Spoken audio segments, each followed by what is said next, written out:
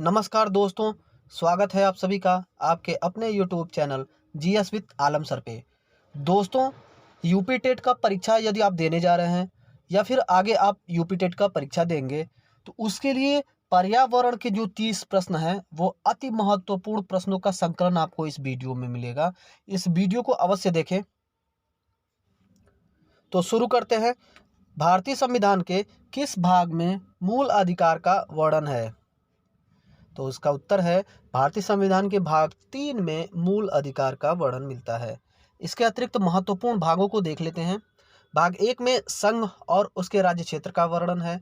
भाग 2 में नागरिकता का वर्णन है। भाग 3 में मूल अधिकार का वर्णन है। भाग 4 में नीति निर्देशक तत्व का वर्णन है। भाग 4 क में मूल कर्तव्य का वर्णन है। भाग 5 में संघ का वर्णन है। भाग 6 में राज्य का वर्णन है। भाग 8 में संघ शासित प्रदेशों का वर्णन है। भाग 9 में पंचायत का वर्णन है। भाग 9 क में नगर पालिका का वर्णन है। नेक्स्ट है, विश्व पर्यावरण संरक्षण दिवस कब मनाया जाता है? तो 26 नवंबर को विश्व पर्यावरण संरक्षण दिवस मनाया जाता है। आर्द्र भूमि दिवस या नम भूमि दिवस 2 फरवरी को मनाया जाता है। गौरैया दिवस 20 मार्च को। सामाजिक वानिकी दिवस 21 मार्च को।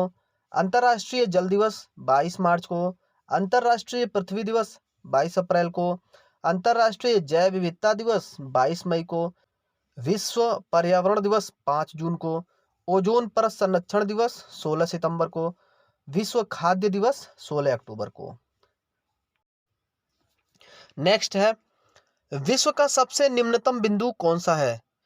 तो प्रशांत महासागर में मैरियाना गर्त विश्व का सबसे गहरा स्थल या विश्व का सबसे गहरा बिंदु है। नेक्स्ट, संघात्मक व्यवस्था किस देश के संविधान से ली गई है? तो कनाडा के संविधान से अपने देश के संविधान में संघात्मक व्यवस्था ली गई है। कुछ और महत्वपूर्ण चीज़ों को देख लेते हैं। मूल अधिकार यूएसए के संविधान से लिया गया है। मूल कर्तव्य रूस के संविधान से या सोवियत संघ के संविधान से लिया गया है। संसदीय व्यवस्था ब्रिटेन के संविधान से लिया गया है।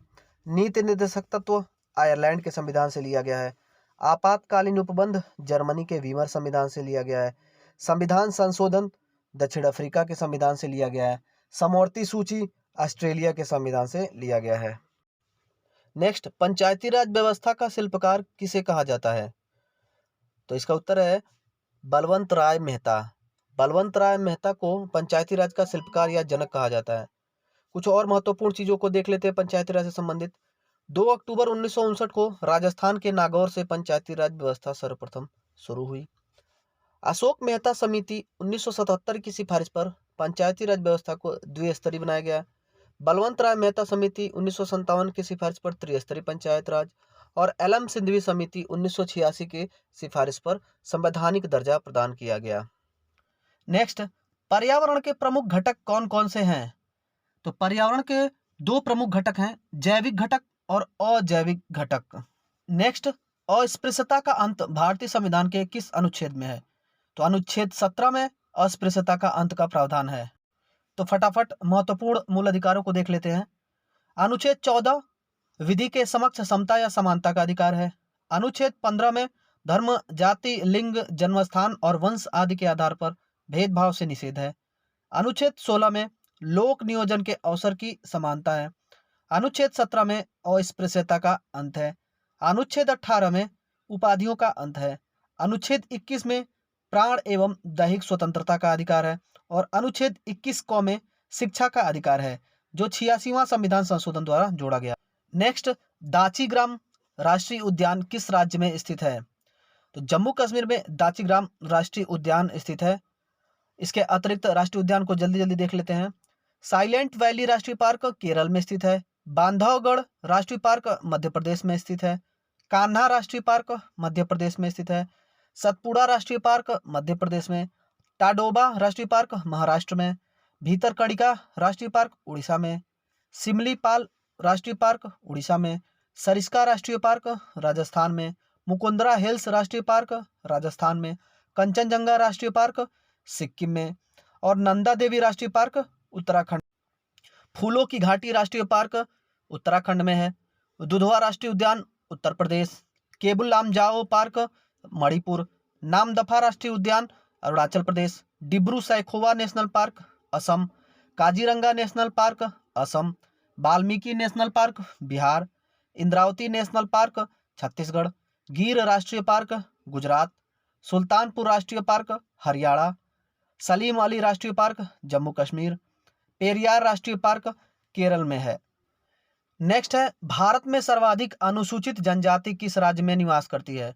मध्य प्रदेश राज्य में सबसे ज्यादा अनुसूचित जनजाति आबादी रहती है। कुछ और महत्वपूर्ण प्रश्नों को जनसंख्या से देख लेते हैं। सर्वाधिक अनुसूचित जाति उत्तर प्रदेश में रहती है। सर्वाधिक जनसंख्या भी उत्तर प्रदेश में निवास करती है। सर्वाधिक लिंगानुपात केरल राज्य में है। सर्वाधिक जनघनत्व बिहार में है और सर्वाधिक साक्षरता दर केरल राज्य में है। और यदि सबसे ज्यादा जनघनत्व केंद्र शासित राज्य पूछे तो दिल्ली में हो जाएगा और राज्य में पूछे तो बिहार। नेक्स्ट प्रश्न है, वन सर्वेक्षण रिपोर्ट 2019 के अनुसार सर्वाधिक वनावरण प्रतिशतता वाला राज्य कौन सा है? तो मिजोरम सर्वाधिक वनावरण परसेंटेज वाला राज्य है। यदि पूछे सर्वाधिक वनावरण क्षेत्रफल वाला राज्य मध्य प्रदेश होगा।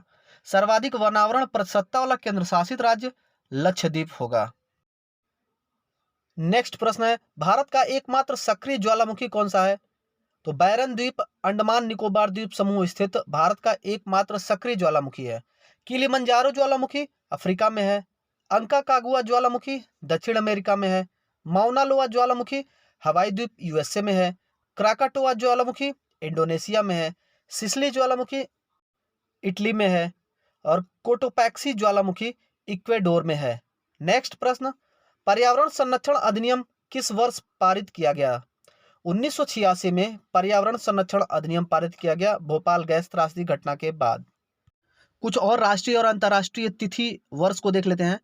रामसर सम्मेलन ईरान में 1971 में आर्द्रभूमि संरक्षण से संबंधित हुआ था। स्टॉकहोम सम्मेलन 1972 में पर्यावरण से संबंधित पहला सम्मेलन हुआ था।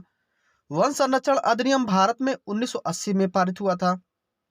मॉन्ट्रियल प्रोटोकॉल कनाडा में ओजोन परत के संरक्षण से संबंधित 1987 में हुआ था। जापान के क्योटो शहर में 1997 में कार्बन क्रेडिट से संबंधित क्योटो प्रोटोकॉल आयोजित हुआ था। 1992 में ब्राजील के रियो डी जेनेरियो में पृथ्वी शिखर सम्मेलन हुआ था। 2002 में भारत में जैव विविधता अधिनियम लागू हुआ और 1973 में प्रोजेक्ट टाइगर, 1992 में प्रोजेक्ट हाथी की शुरुआत हुई। नेक्स्ट प्रश्न है, पृथ्वी से सबसे नजदीकी ग्रह कौन सा है? तो शुक्र, जो पृथ्वी की भगनी भी कहा जाता है, सबसे नजदीकी ग्रह है। पृथ्वी से सबसे दूर ग्रह वरुण। सूर्य से सबसे नजदीकी ग्रह बुध। सूर्य से सबसे दूर ग्रह वरुण। सौर मंडल का सबसे बड़ा ग्रह बृहस्पति। सौर मंडल का सबसे छोटा ग्रह बुध। पृथ्वी की भगनी शुक्र। सबसे चमकीला तारा साइरस या डॉग स्टार। सौर मंडल से सबसे नजदीकी तारा प्रॉक्सिमा सेंचुरी। पृथ्वी से सबसे नजदीकी तारा सूर्य। नेक्स्ट प्रश्न, विश्व की सबसे लंबी नदी कौन सी है? तो नील नदी विश्व की सबसे लंबी नदी है जो अफ्रीका में प्रवाहित होती है। विश्व की सबसे बड़ी नदी अमेजन नदी। भारत की सबसे बड़ी नदी ब्रह्मपुत्र नदी। भारत की सबसे लंबी नदी गंगा नदी। दक्षिण भारत की सबसे लंबी नदी गोदावरी नदी। यूरोप की सबसे लंबी नदी वोल्गा नदी।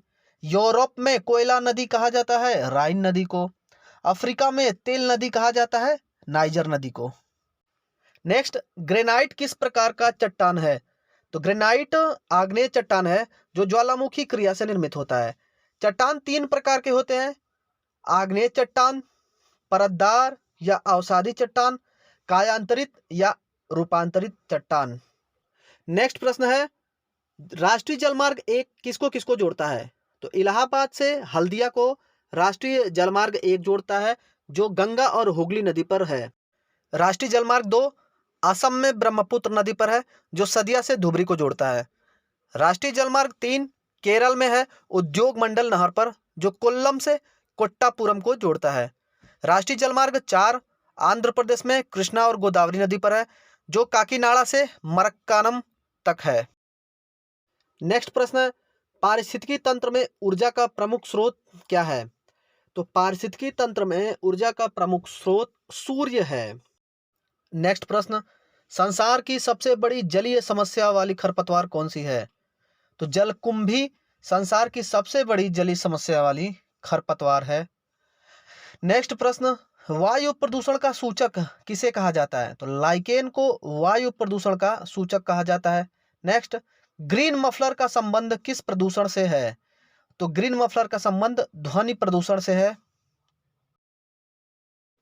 तो दोस्तों, कैसा लगा यह प्रयास? कमेंट के माध्यम से अपना महत्वपूर्ण फीडबैक अवश्य दें, और वीडियो यदि पसंद आया तो लाइक करें और चैनल को अपने सब्सक्राइब कर लें। अपने दोस्तों में वीडियो को ज़्यादा से ज़्यादा शेयर करें ताकि मेरा मनोबल बढ़े और आगे भी मैं ऐसे ही प्रयास करता रहूं।